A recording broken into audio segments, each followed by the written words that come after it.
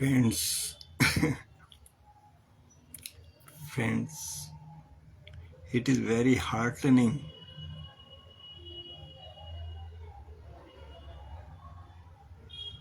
It is very heartening. Express करते हुए दुख हो रहा है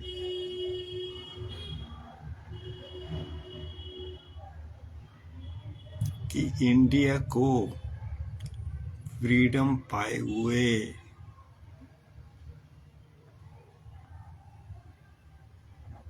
कितने साल हो गए।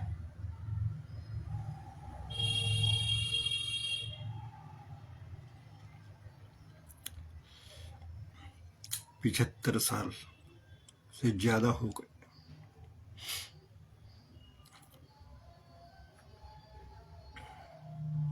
लेकिन तरक्की कुछ भी नहीं है। जापान के साथ भी यही हालात थे, उसके वो बहुत ज्यादा बदतर थे और उन्होंने कितनी जल्दी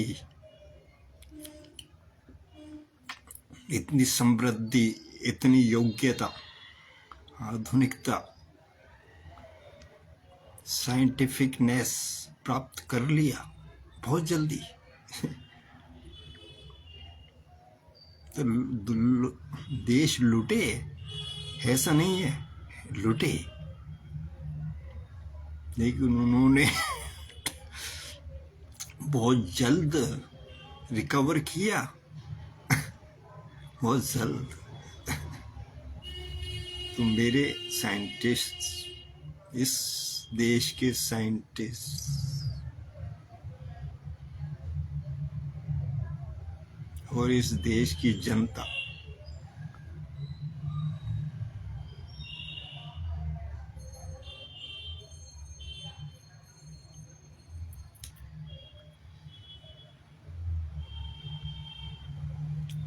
तो ऐसा है कि ये जो ट्रेन्स नमो भारत अभी शुरू हुई है 160 किलोमीटर की स्पीड से, ये 50 साल पहले यूरोप में चल रही थी 160 किलोमीटर की स्पीड से।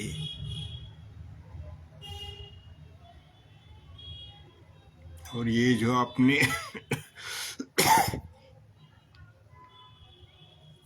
मेट्रो लाइन बिछाई, ये भी 50 साल पहले जर्मनी में चल रही थी।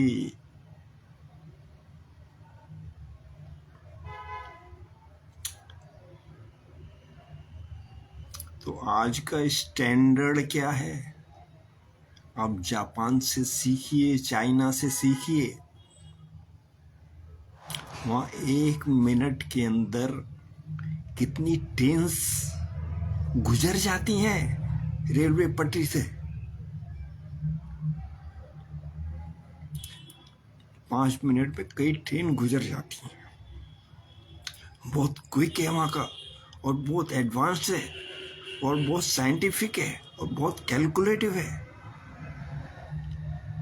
न दुर्घटना का कोई अंदेशा नहीं।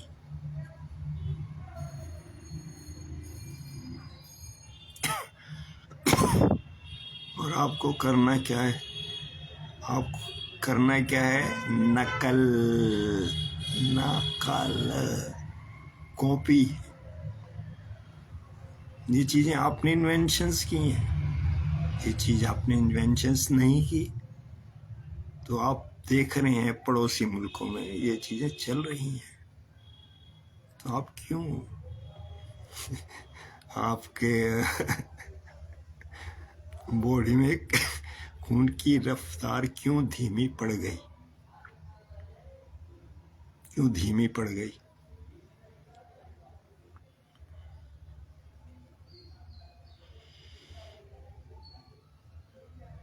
तो राष्ट्र निर्माण को पहले आगे रखो। आपको धर्मों में बांट दिया गया, आपको पॉलिटिक्स में बांट दिया गया, आपको फिर हिंदू उसमें बांट दिया गया मनु के हिसाब से बांट दिया गया, कई बार आपका बंटवारा हुआ,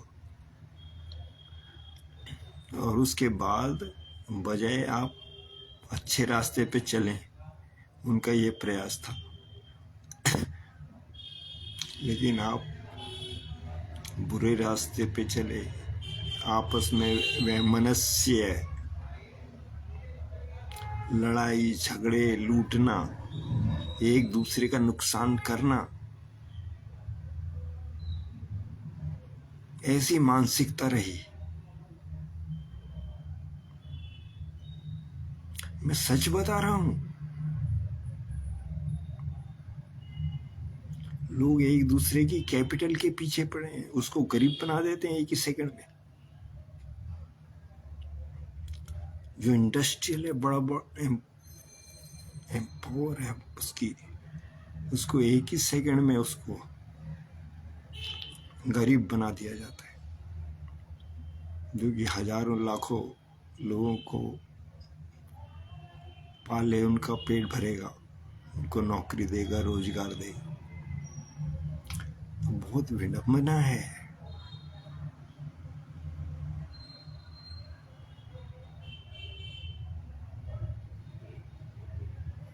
तो इसलिए कहता हूँ, ईमानदारी, honesty is the best policy. सच्चाई, ये मार्ग से च्युत मत हो, राष्ट्र की भावनाओं को अपर रखो, सबसे ऊपर। जो लोग विदेशों में बैठे इंडियन, अगर उसने उसका पासपोर्ट अपने पास रख लिया और एक लात मार के उसको भगा दे, उसकी है कुछ इज्जत? तो तुम्हारी अपने मुल्क में ही इज्जत है। तुम इंडियन हो, तुम्हें अभी एहसास नहीं है, तुम अपने मुल्क में हो, तुम्हारे पास पासपोर्ट नहीं है, लेकिन तुम इंडियन हो, नागरिक हो। ये बहुत खुशकिस्मती की बात है, अपनी मातृभूमि में रहना।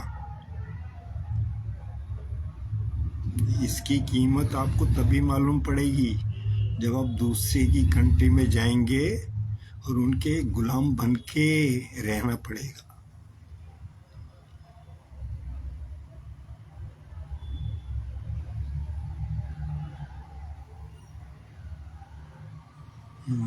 आदमी जो है अपने घर का ही मालिक होता है, ऐसे अपने राष्ट्र में ही वो मालिक है। तो राष्ट्र भावना को ऊपर रखो और लग जाओ, एकजुट हो जाओ। एक एक व्यक्ति उसकी समृद्धि के लिए, उसका पैसा आगे आगे चले, ज़्यादा ज़्यादा चले, वृद्धि हो हर तरीके से।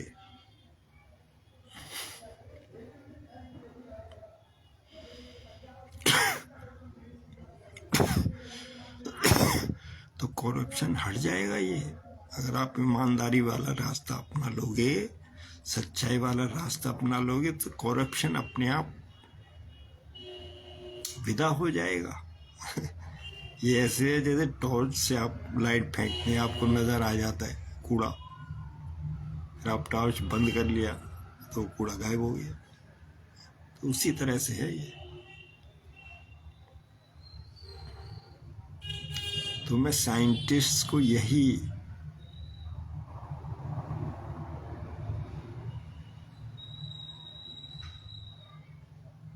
मैसेज देना चाहता हूँ कि तुम चलो, तुम बढ़ो, तुम रुको मत। रुको मत प्यारो, रुको मत, चलते रहो, बढ़ते रहो। ये 60 साल का जीवन है, बढ़ते रहो, हर तरफ से क्रिएटिविटी में चलते रहो, इन्वेंशंस में चलते रहो, नई चीजों का योगदान करो।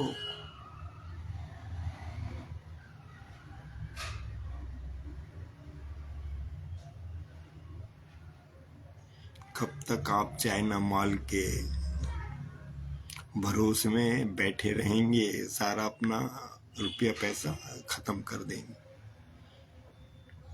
कुछ अपना भी करो।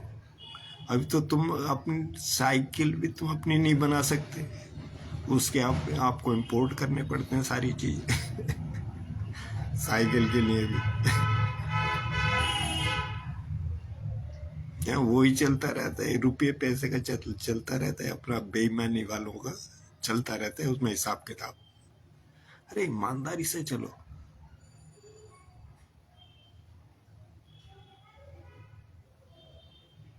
अब जो चीजें जरूरी है वो तो आपको डिपेंड होना ही पड़ेगा।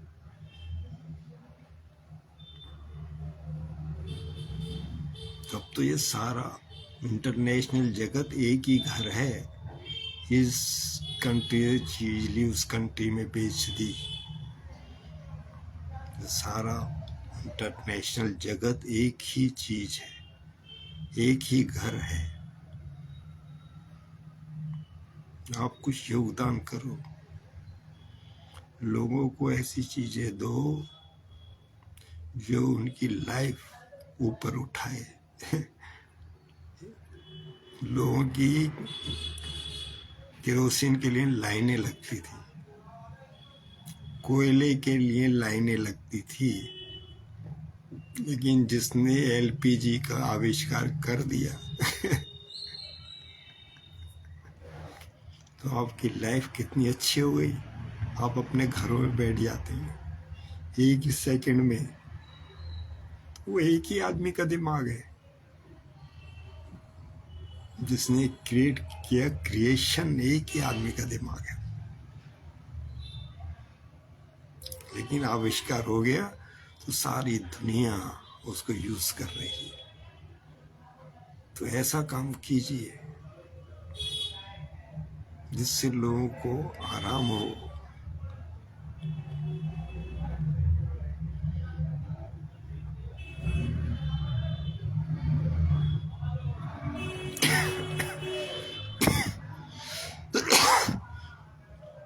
एक जगह से दूसरे जगह में जाने के लिए आपके पास यातायात के साधन नहीं है। लोग 2-2, 3-3 महीने की ट्रेन की बुकिंग करा के पड़े रहते हैं।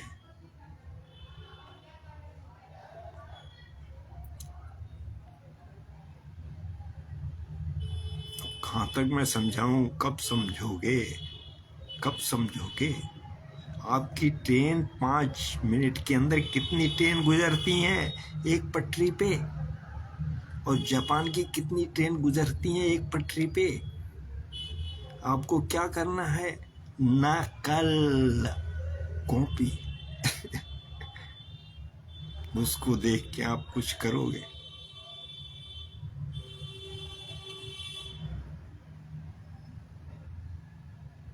आपने तो ऐसा बना दिया, रोड ऐसे बना दिए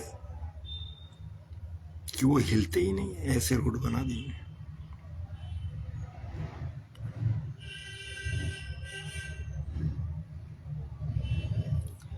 तो change the quality of life, change it.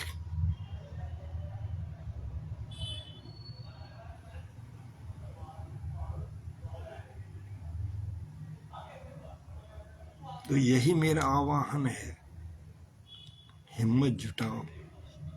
आपकी हिम्मत टूट गई है।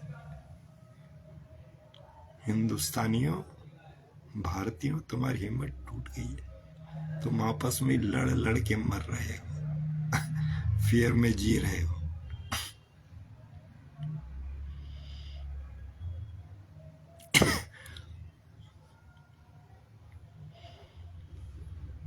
ये भी चीज कहीं से चली हुई है, ये आपकी नहीं है, कहीं से चली हुई है। ये लहर कहीं से चली है, जो आपके ऊपर लाद दी गई है, थोप दी गई है, आपके दिमागों में डाल दी गई है।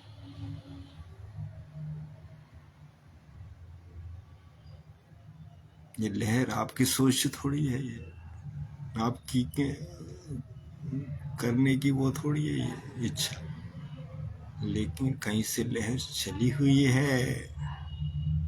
अभी भी आप गरीब के गरीब ही पड़े हुए हैं। यूएस का डॉलर और इंडियन रुपया 1 रुपया था, 1 रुपया बराबर थे, लेकिन आज वो 100 रुपया हो गया। और आपका इंडियन रुपया देखो कहाँ पर है, 1 ही रुपया, 100 गुना बढ़ गया अभी। तो आप समृद्धि भी नहीं चाहते, अमीरी भी नहीं चाहते, चलना भी नहीं चाहते।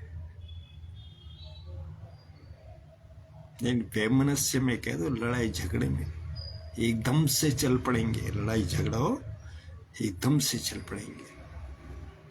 धर्मों का लड़ाई झगड़ो एकदम से चल पड़ेंगे।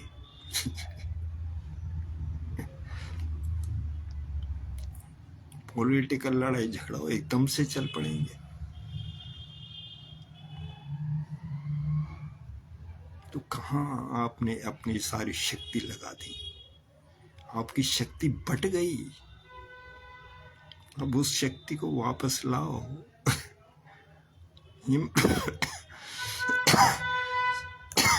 ईमानदारी में रहो, आपकी शक्ति वापस आ गई। सच्चाई में रहो, आपकी शक्ति वापस आ गई। आपका जो मालिक है, जहां आप जॉब कर रहे हैं, उसको पूरा काम करके दो। 1 घंटा फालतू लग जाए तो वो टाइम मत मांगिए, उसको प्रेम दीजिए, ट्रस्ट दीजिए, ट्रस्ट क्रिएट कीजिए, श्रद्धा क्रिएट कीजिए, डिविनिटी क्रिएट कीजिए।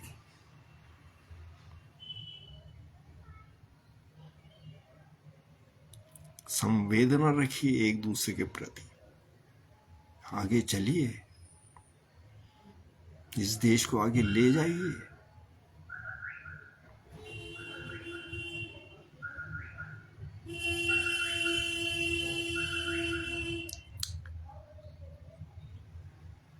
अभी तो कृषि में भी अभी वो चला है, बड़े बड़े फार्म बनाए हैं पॉली, उसके अंदर खेती होती है, उसके अंदर सारा कुछ टेम्परेचर वगैरह मेंटेन किया जाता है। और अभी भी आप प्रकृति के भरोसे पड़े हुए हैं। पाले में आपकी इतनी फसलें नष्ट हो गई, अभी पानी की खेती शुरू हो गई है, उसके भी बहुत फायदे हैं।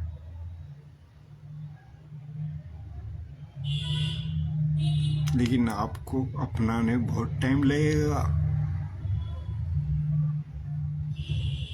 डेयरी फार्म भी आपका उतना विकसित नहीं हो रहा।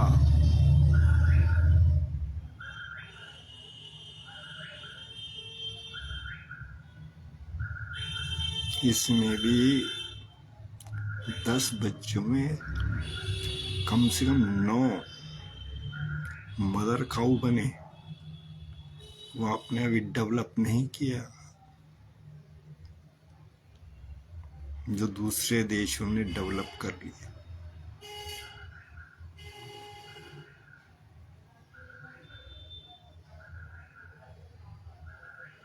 आपका मुख्य रोजगार यही है कि जानवरों को काटो और उनका मांस बेच दो, बाहर एक्सपोर्ट कर दो। आपका बीफ का एक्सपोर्ट 1925 में सबसे ज़्यादा हो गया। आपकी जो आप कह रहे हैं हमने बहुत तरक्की की, इतने हमारे डॉलर इकट्ठे हुए, उसमें आपने बीफ बेच के इकट्ठा किया। ये मैं ये कह रहा हूँ कि ये सबसे पुरानी चीज है।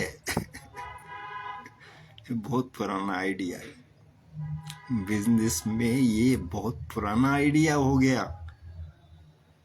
कि जानवरों को काट के उसका मांस बेच दो। ये बहुत पुराना आइडिया है, पुरातन से पुरातन। अभी आपका माइंड वहीं पड़ा हुआ है, इतना दलित अवस्था में पड़ा हुआ है। ये उस समय की क्रिएशन है जब मनुष्य ने पत्थर से पत्थर टकरा के आग हासिल की, फिर उसने जानवर को काट के उसमें भूना, तो उस समय उसने खेती सीखी नहीं, फिर उसने दाना बोया, उसमें से फिर अंकुरित हुए, तब उसने खेती सीखी। तो ये बहुत पुरातन है। Don't be so old mind, should be latest mind, must be latest. लोग कैसे कमा रहे हैं पैसे?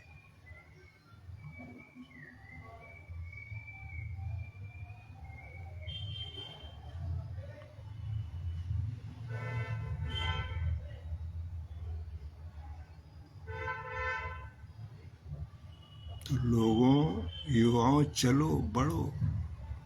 हमारे युवाओं के पास रोजगार नहीं है, युवा शक्ति ऐसे पड़ी हुई है, युवा शक्ति ऐसी पड़ी हुई है, गरीबी में पड़ी है, उनके पास काम करने का धंधा नहीं है, फिर वो काम कब करेंगे? बुढ़ापे में। युवा शक्ति आपकी वेस्ट हो रही है।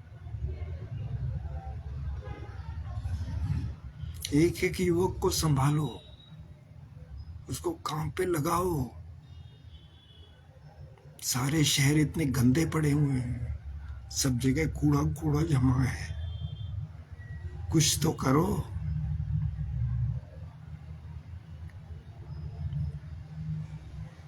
वही मैंने उस दिन कहा, मनरेगा रोजगार आपने बनाया तो है, 100 रुपया रोज में आपने भर्ती शुरू की, लोगों से काम करना शुरू किया, लेकिन आपने रोजगार नहीं बढ़ाया उसमें। मनरेगा में ही शुरू कर दीजिए, मनरेगा को शहर में लाइए और युवाओं को मनरेगा में डाल दो। जो लोग एक दिन खाली रहे उनको मनरेगा का अवसर दे दो। अपने शहर को क्लीन बनाओ।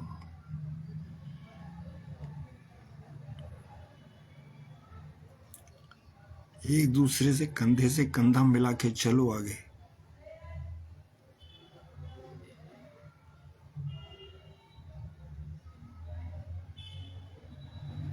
चलो आज इतना ही। मुझे लगता है आज इतना ही।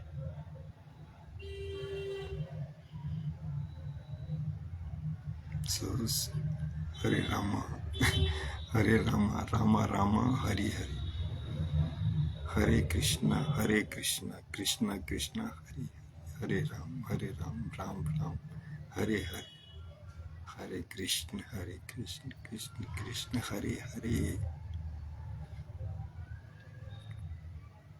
तो समाज की ऐसी व्यवस्था हो, कोई अगर 50 रुपया भी रोज कमाना चाहे तो उसको वो अवसर दे दो कि 50 रुपया 100 रुपया हर आदमी कमा सके। वो सिस्टम बना दो पूरी सोसाइटी में। खाली बैठा है आदमी 100 रुपया कमा ले, उसका कुछ खर्चा चले, नहीं तो कहाँ जाएगा? वो भीख मांगने जाएगा, या वो कहाँ जाएगा? वो बुरे कर्मों में जाएगा। वो बेचारा देखो मोबाइल के लिए जाता है, उसको मजबूरी भी होगी। आप पे ऐसा, वो तो ठीक है उसने गलत काम किया, मैं मानता हूँ, लेकिन उसकी मजबूरी क्या रही होगी? कितने लोगों ने उसे उस काम में डाला होगा, वो भी तो देखो। तीर का दोनों तरफ देखो, तो उसकी परिस्थितियां देखो उसकी। तो समाज में वो परिस्थितियों का निवारण कर दो। इसीलिए कह रहा हूं कि हर व्यक्ति को 50 रुपया 100 रुपया ईमानदारी से कमाने का अवसर दे दो। ये जो आपके एम्प्लॉयमेंट एक्सचेंज है वहाँ पे खोल दो, वहाँ पे आए डेली वेजेस के लिए। दोनों ही सिस्टम है, जाने के लिए, आने के लिए, रोजगार पाने के लिए। और जगह जगह टेंट लगा दो। 100 रुपये का तो हक है, ईमानदारी से कमा लेने दो। एक एक आदमी को, एक एक व्यक्ति को ऐसे रोजगार पैदा करो।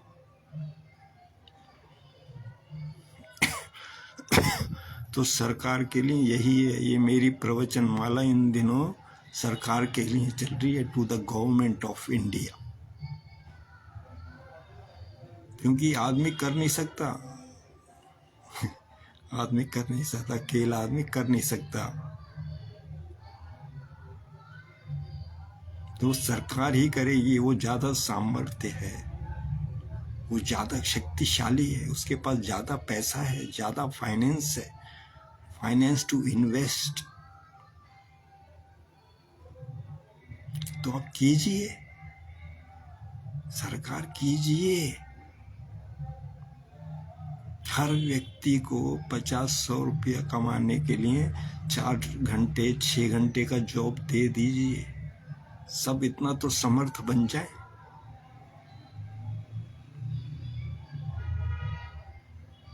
जय हो। हे राधे, हे राधे माँ, हे कुलदेव, हे राधे कृष्णा कृष्णा कृष्णा हरे हरे, हरे रामा रामा रामा हरे हरे, हरे कृष्ण कृष्णा कृष्णा हरे हरे। जय हो जय हो जय हो।